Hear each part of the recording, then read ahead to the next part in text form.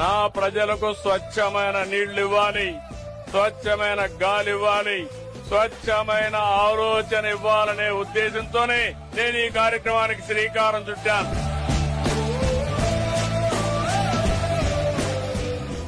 శుభ్రత అనేది మన ఇంటి నుండే ప్రారంభం కావాలి. కాబట్టి ముఖ్యమంత్రి గారు ఆ స్థాయిలో ప్రతి 3వ శనివారం ప్రవేశపెట్టడం అనేది చాలా హర్షించదగ్గ విషయం.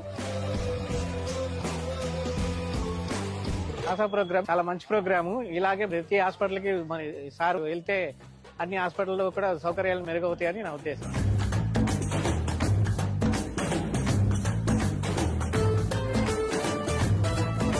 హెల్త్ బాగుండాలంటే పరిశుభ్రంగా ఉండాలి. దీని గురించి చాలా మంచిగా ఎక్స్ప్లెయిన్ చేసి ఇంకా ఎలా ముందుకు వెళ్తే బాగుంటుంది అనేది విజన్ గురించి చెప్పారు.